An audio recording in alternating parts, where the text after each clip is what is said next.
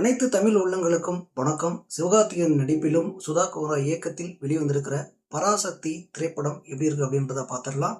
பராசக்தி திரைப்படத்தின் கதை என்னன்றத முதல்ல நம்ம பார்த்துருவோம். பார்த்தீங்கன்னா படத்துல இந்தி திணிப்புக்கு எதிராக சிவகார்த்திகேயன் அவர்கள் புறநானூறு அப்படின்ற ஒரு இளைஞர் படம் குரல் கொடுத்துட்டு இருக்காரு.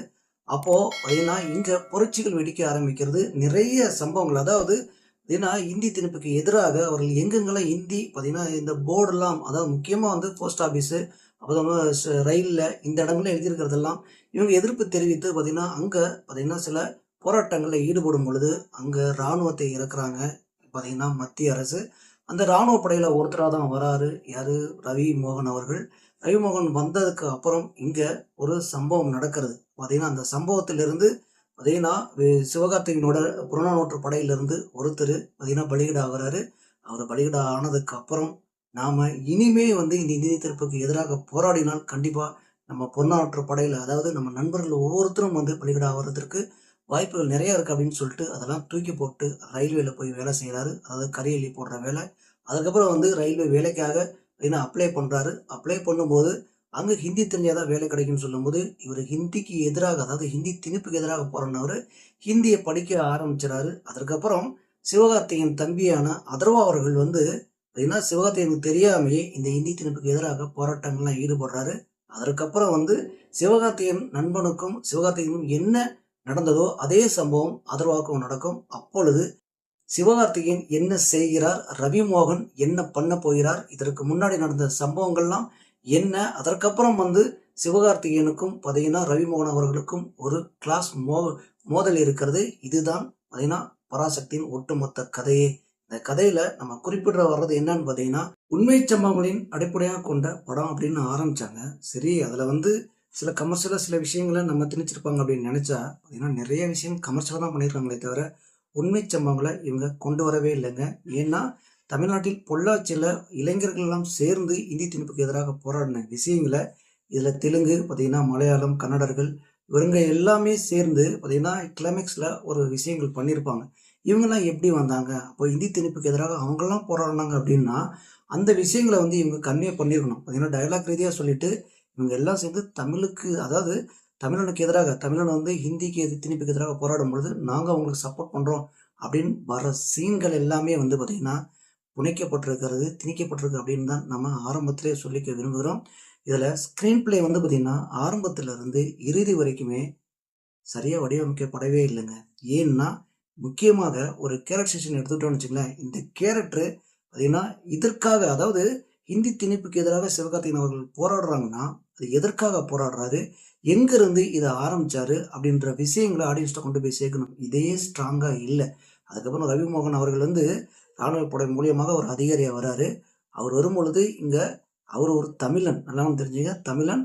ஏன்னா ஹிந்தி அவருக்கு தெரியும். அப்படி இருக்கும் பொழுது அங்கே ஒரு டைலாக் வருது, அதாவது நீ ஏன் தமிழனை கல்யாணம் பண்ணிட்டு என்னை பெத்த அப்படின்னு சொல்லி அவங்க அம்மாட்ட ஒரு கேள்வி கேட்குற மாதிரி வரும். அப்போது இந்த விஷயங்கள் எல்லாமே ஆடியன்ஸ்ட கொண்டு போய் ஸ்ட்ராங்காக நீங்கள் சேர்க்கவே இல்லை. அப்படி சேர்த்தா தான் நம்ம இந்த படத்தை பார்க்க முடியும். அதுக்கப்புறம் அதர்வா கேரக்டரு படத்தில் ஒரு முக்கியமான ஒரு ஸ்ட்ராங்கான கேரக்டர். அந்த கேரக்டரும் பார்த்தீங்கன்னா அண்ணன் தம்பி ரெண்டு பேருமே ஒரு சண்டை அடிச்சுக்குவாங்க ஒரு ஜாலியாக. பார்த்தீங்கன்னா சுதா கோமருக்கு இது பார்த்தீங்கன்னா கை வந்த கல்யாணம் வச்சுங்களேன், எல்லா படத்துலையும் இந்த மாதிரி சீன்கள் வரும். அதில் ரெண்டு பேரும் அந்த சண்டை அடிச்சுக்கும் போது அதுக்குள்ள ஒரு என்னன்னா ரெண்டு பேரும் அண்ணன் தம்பி அப்படின்ற ஒரு கனெக்டிவிட்டியை ஏற்படுத்துகிற மாதிரி ஏற்படுத்துகிறாங்க. ஆனால் அது ஆளும் பதிவு செய்யலை. அங்கே ஒரு விஷயத்த சொல்ல வருவாங்க, அந்த விஷயங்களும் ஸ்ட்ராங்காக பதிவு பண்ணல. இந்த மாதிரி தாங்க எல்லா சீனுமே போகுது. இதில் முக்கியமாக சொல்லணும்னா, ஒரு சீன் ஆரம்பித்து அந்த சீன் முடியும் பொழுது நமக்கு ஒரு தாக்கத்தை ஏற்படுத்தணும். அது காமெடியாக இருந்தாலும் சரி, எமோஷனாக இருந்தாலும் சரி, ஃபைட்டாக இருந்தாலும் சரி, அந்த தாக்கத்தை இந்த திரைப்படத்தில் ஏற்படுத்தவே இல்லை.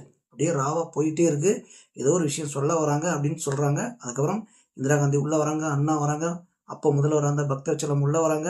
இப்படி அரசியல் கட்சி தலைவர்கள்லாம் அப்போ உள்ளே வராங்களே தவிர, ஆனால் என்னென்ன சம்பவங்கள் நடந்துச்சு அப்படின்றத தெளிவாக பதிவு பண்ணவே இல்லை. சிவகார்த்திகேயன் ஹிந்தி தெரிஞ்சாதான் வேலை கிடைக்கணும் அப்படின்னு சொல்லி அவங்க சொன்னதுக்கப்புறம் ஹிந்தி கற்றுக்க ஆரம்பிச்சிடாரு. அப்போ இந்த ஹீரோயினி பார்த்தீங்கன்னா ஒரு தெலுங்கு இனத்தை சேர்ந்த ஒரு பொண்ணு.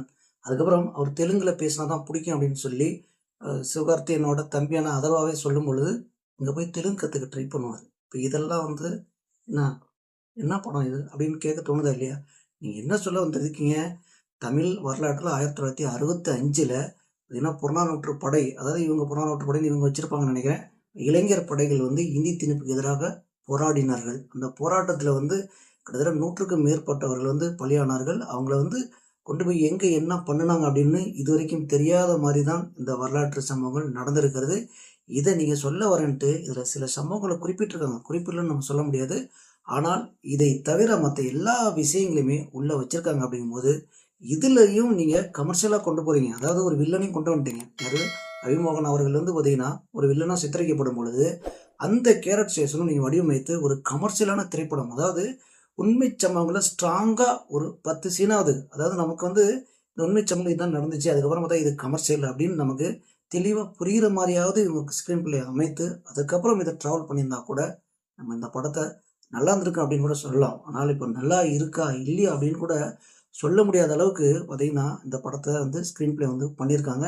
இதில் ஒட்டுமொத்த ஆர்டிஸ்ட்டுமே வந்து சிறப்பாக நடிச்சிருக்காங்க. அதை தவிர மற்ற எல்லா சீன்களும் நம்ம சொன்ன மாதிரி ஆரம்பத்திலிருந்து கிளைமேக்ஸ் வரைக்கும் இன்ட்ரோல் பாக்கும் ஒரு லாக் வச்சுருக்காங்க. அதுவும் வந்து நம்மளை பெருசாக இம்ப்ரெஸ் பண்ணவே இல்லைங்க. நம்ம சொன்ன மாதிரி பார்த்தீங்கன்னா ஒவ்வொரு சீனுமே ஆரம்பித்ததும் முடிவும் வந்து நமக்கு காமெடியாகவோ எமோஷ்னலாகவோ பார்த்தீங்கன்னா ஒரு ஃபைட்டாகவோ ஒரு போராட்டங்கள் ஈடுபடும் போது இந்த விஷயங்கள் எல்லாமே கனெக்ட் ஆகவே இல்லை.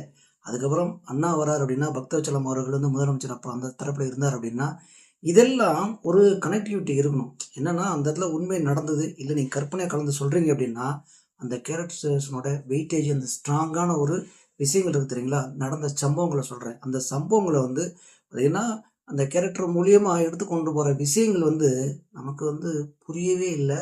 என்ன சொல்ல வராங்கன்னு தெரியவே இல்லை. அந்தளவுக்கு தான் வந்து ஸ்க்ரீன் பிளே ட்ராவல் பண்ணுறாங்க. டயலாக் வந்து பார்த்தீங்கன்னா எல்லா இடங்களிலும் தமிழுக்காக தமிழ் வாழ்க அப்படின்னு சில குரல் கொடுக்குற விஷயங்களாக இருக்கட்டும், தமிழ் சார்ந்த விஷயங்களாக இருக்கட்டும், இந்தி திணிப்புக்கு எதிர்க்காக நாங்கள் போராடுறோம் அப்படின்ற விஷயங்களாக இருக்கட்டும், இதெல்லாம் பார்த்தீங்கன்னா வசனங்களாக நிறைய இடத்துல பதிவு பண்ணியிருக்காங்களே தவிர பார்த்தீங்கன்னா நமக்கு சீன்களாக கொண்டு போய், அதாவது நடந்த அந்த விஷயங்களை வந்து நம்ம இதுதான் நடந்திருக்கு, இதுக்காக தான் அவங்க வந்து போராடுறாங்க அப்படின்னு நம்ம எடுத்துக்கவே முடியல. அதுக்கப்புறம் கிளைமேக்ஸில் ஒரு விஷயத்த கொண்டு வராங்க. அதில் வந்து பார்த்தீங்கன்னா தமிழ், நம்ம ஆரம்பத்தில் இந்த விஷயத்தையும் சொல்லியிருந்தோம். என்னென்னா தமிழ் இனத்தைச் சேர்ந்தவர்கள் வந்து இந்தி திணிப்புக்கு எதிராக போராடுறாங்க போது புறநானூற்று படையை சேர்ந்தவங்க தெலுங்குலேருந்தும் மலையாளத்திலிருந்தும் ஏன்னா கேரளாவிலிருந்தும் கன்னடத்திலிருந்தும் வராங்க. அப்போது இவங்க வரும் பொழுது பார்த்தீங்கன்னா இந்தி திணிப்புக்கு எதிராக இவங்களெல்லாம் வந்து போர்க்கொடி தூக்குனாங்களா, இவங்க என்ன பண்ணினாங்க, இதற்கு எந்த அளவுக்கு வந்து பொள்ளாச்சி நடந்த சம்பவங்களுக்கு இவங்க சப்போர்ட்டாக இருந்தாங்க, இல்லை திடீர்னு இவங்களை வரவழைக்கிறாங்க, இது என்ன காரணம் அப்படின்னு சொல்லி காரணம் வேணுமா இல்லையா, இதெல்லாம் படத்தில் எதுவுமே இல்லை. அப்போது இதில் உண்மை சம்பவங்கள் அப்படின்னு நினச்சி நம்ம படம் பார்க்குறதா, இல்லை உண்மை சம்பவங்களை அடிப்படையாக கொண்டு இவங்க கமர்ஷியலாக சில விஷயங்களை வந்து திணிச்சிருக்காங்க, பார்த்தீங்கன்னா நல்லா பண்ணியிருக்காங்க அப்படின்னு பார்க்குறதா இப்படின்னே நமக்கு தெரியல. ஏன்னா நம்ம ஆரம்பத்தில் சொன்ன மாதிரி திரும்ப திரும்ப தான் சொல்லிட்டு இருக்கேன். பார்த்தீங்கன்னா ராவாக தாங்க போகுது.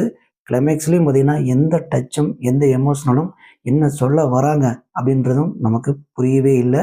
இவங்க கன்வே பண்ணவே இல்லை. சரி, இதெல்லாம் இருக்கட்டும், படம் நல்லா இருக்கா இல்லையா அப்படின்னு நீங்கள் கேட்டிங்கன்னா நம்ம ஆரம்பத்திலிருந்து இறுதி வரை பார்த்தீங்கன்னா படம் ராவாக தான் போகிறது. எல்லா படத்திலும் வருவது போல் ஒரு ஓப்பனிங், ஒரு இன்டர்வல் பேக், ஒரு கிளைமேக்ஸு. யூஸ்வலாக ஒரு ஹீரோ ஒரு வில்லனுக்கும் உள்ள அந்த ஒரு மோதல் இருக்கும் பார்த்தீங்களா, இந்த மோதல் வந்து எல்லா படங்களும் போல் ஒரு ஃபைட் வருது. அந்த ஃபைட்டுக்கு அப்புறம் வில்லன் என்ன ஆவார், ஹீரோ என்ன ஆவார் அப்படின்றது நமக்கு தான் தெரியுமே. எல்லா படத்துலேயும் ஹீரோ தானே ஜெயிப்பார். இந்த விஷயங்கள் தான் இந்த படத்தில், அதாவது பராசக்தி படத்தில் பதிவு பண்ணியிருக்காங்க. ஒட்டுமொத்த படமும் நம்ம வந்து பார்த்தோம்னா அனைத்து கேரக்டருமே நல்லா நடிச்சிருக்காங்க. இதுக்கு சுதா குமரா பாலா டீம்லேருந்து வந்ததுனால நடிப்பு வந்து எல்லாத்துக்கிட்டையுமே சூப்பராக வேலை வாங்கியிருக்காங்க. ரொம்ப நேர்த்தியாக நடிச்சிருக்காங்க. இதில் கேமராமேன் ஓரளவுக்கு கேமரா ஒர்க்கும் வந்து ஏன்னா நல்லாயிருக்கு அப்படின்னு சொல்லலாம். எடிட்டிங்கு இன்னும் கொஞ்சம் சிறப்பாக பண்ணியிருந்துருக்கணும். மியூசிக்கு சாங் வந்து பார்த்திங்கன்னா நம்மளுக்கு எனக்கு பொறுத்த வரைக்கும் அது ஒட்டவே இல்லைங்க படத்தில். அதனால் பேக்ரவுண்டு மியூசிக்கு இன்னும் நல்லா பண்ணியிருந்துருக்கணும். ஸ்க்ரீன் பிளேவும் பார்த்திங்கன்னா டைரக்ஷனில் ரொம்ப ரொம்ப நல்லா பண்ணியிருந்துருக்கணும். ஏன்னா இந்த படத்துக்கு ஸ்க்ரீன் பிளே ஒன்றுமே இல்லைன்னே சொல்லலாம். ஏன்னா உண்மை சம்பவங்களை அடிப்படையாக பண்ணும்பொழுது ஸ்க்ரீன் பிளே வந்து செதுக்கணும். இல்லைன்னு வச்சுங்களேன், நம்ம சொன்ன மாதிரி ஒன்றியெல்லாம் பார்க்கவே முடியாது, எதுவுமே கனெக்ட் ஆகாது. அந்த மாதிரி தான் பராசக்தி இருக்கிறது. இந்த படத்தை ஒரு முறையாவது தேட்டரில் பார்க்கலாம் அப்படின்னு கேட்டிங்கன்னா என்னால் ஒரு முறை கூட உட்காந்து பார்க்க முடியல. பராசக்தி பார்த்திங்கன்னா நம்மளை 2.5 மணி நேரம் பாடாப்படுத்துச்சு அப்படின்னு தான் சொல்லலாம்.